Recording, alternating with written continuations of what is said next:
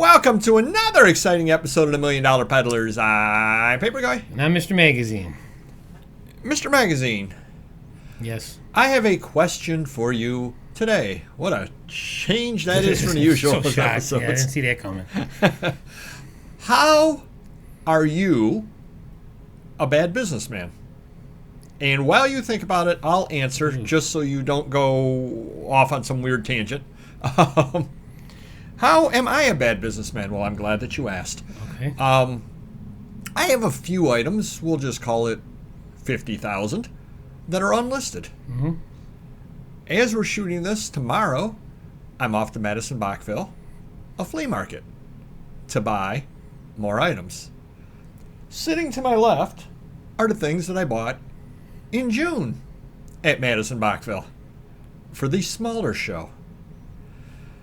I just bought hotel room tickets for Springfield. Also in that pile are things that I bought in May in Springfield. I also am getting the hotel room for Allentown in October. Right over there are a few things that are left over from that show. How am I a bad businessman? I continue to buy. And my money goes buy. And yet I don't sell enough. That's part one. Part two is I don't do enough to sell. In other words, I don't run sales. I don't run coupons. I don't do anything at all like that. I still am, and part of it I think is because of the day job, but I still am in the list it and forget it mentality. I put it up, and I figure it's going to sell at some point. And I don't do the kind of marketing. I know you're always running sales, coupons, things like that, especially with Amazon, things like that. I don't do any of that stuff whatsoever. And I also don't necessarily list the best items that I get. When a box comes in, I kind of go, oh, that's really, really cool. In fact, if you look up over behind me, which up there on the top, are 3 or 4 different items of the week that I brought. Check out our live show, 7:30 p.m. Eastern on Wednesdays, that I brought to that. Really good items, $100 items, just that. They're sitting on top of a comic box behind me. So how am I a bad businessman? All of those ways. I'll let you comment on my being a bad businessman, and then you'll tell me where you don't necessarily put your business first or where you could improve. Well, I think for you, I mean, something's got to happen when you retire, because you can't keep doing this unless you can afford to do it and not sell the stuff. Meaning you got to hire someone if you're going to keep buying like this. Because I've actually stopped buying for a lot right now. That doesn't mean I'm not going to buy in a month or two. I got some big deals a month or two down the road. But for the last few months when things are slow, I've been very picky and selective, and I've been able to keep money in my accounts. I don't have to fire anyone because eBay's been horrible up and down and this and that. But for you, I just think that, and that's great that you're getting these good deals. You're going on these, adventures. But like you said, you're already backed up from 2 or 3 big, events that you've been to already, and now you got more coming up. And if you can't do it now, if you can't get caught up now, you're not going to get caught up then, a month, a year from now.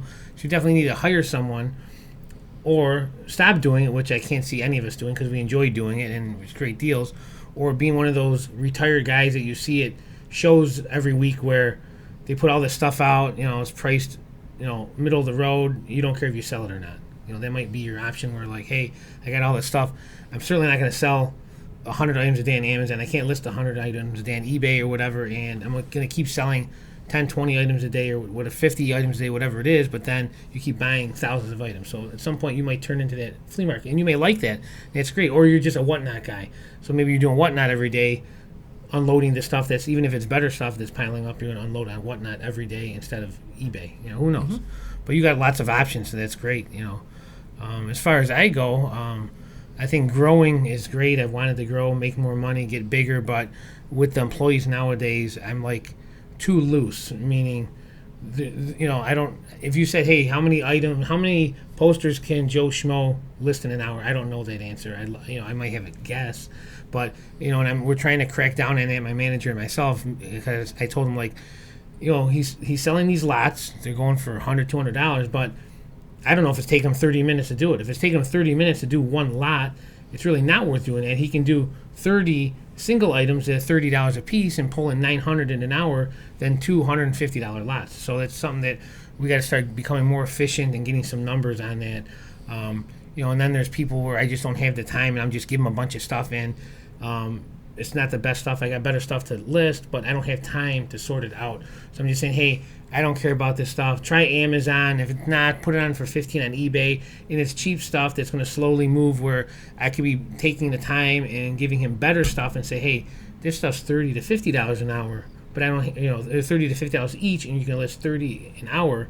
I just don't have the time for to make everyone happy that lists for me. Well, what you just said is essentially what ends up happening to me and with Whatnot, in that I have, or I try to do, and I've been very good about doing it, an ephemera auction every Tuesday and a book auction every Thursday. I have to get those auctions up. Well, sometimes the weeks get kind of busy, and do I have better things? Would I like to sit there and better prepare for an auction? Yes. However, it's Sunday and I don't have anything up for the following Tuesday. Right. I've got to throw an auction together. Yeah. So it's not ideal. And that sounds like exactly what's going on with your situation as well. If time could stand still, but you could keep moving, and you could put together, this is what he's going to list today, and it took no time to do so. Yeah. Every day he'd have great stuff to list. However, he's showing up tomorrow and you haven't had time to put anything together. Yeah. You just throw whatever at him because anything being listed is better than nothing being listed. And I had that mindset, like, I bought this to sell. Right. So whether it's worth $5 or $50, I still paid something for it. I don't care, get it on. Maybe it's not going to fly off the shelf, but at least he's listing something. But again, just like if I hired a full-time Amazon comic lister, throw your money out the window, because unless I'm listing short term, unless I'm listing $100 item comics that are selling, trending daily, which I don't have. I'm going to spend $500 a week on payroll for this one lister, and he's going to sell two $10 comics a day if I'm lucky. Right. Well, short term. Short term, right. Short term, right. But short term is very short term, because you were talking about, 3, 4, 5 years to start getting my money back. That's a long time for one specific type of product. Where, magazines are a quicker turnover, sports cards are a quicker turnover. But I buy comics because I collect and I sell them, and it's a good platform, easy to list. You can list a ton an hour. So, I juggle a lot of options and just go with the best I can do. But again, as big as we are, we can be much more efficient. I don't know if we'll ever get there, but we're going to sure try. Right. Yeah, and that's what it comes down to. Sometimes just good enough. I mean, I make money on eBay and the various venues. I make money. Sometimes that's good enough, because I guess the other side of it is, and you read a lot of these things from the experts and all this, the efficiency experts, and do it this way, do it this way, do it this way, and they're not wrong. Yeah. However, also there are times when I sit there and I read those kind of things, and it's almost like it drains any joy out of it. Right. And if I'm going to be doing a job with no joy, I might as well be working in a machine shop, and nothing against anyone out there that does so. One of those old 1920 sweatshops, just and that's my whole job, day after day after day, year after year after year. I don't want that when you get down to it.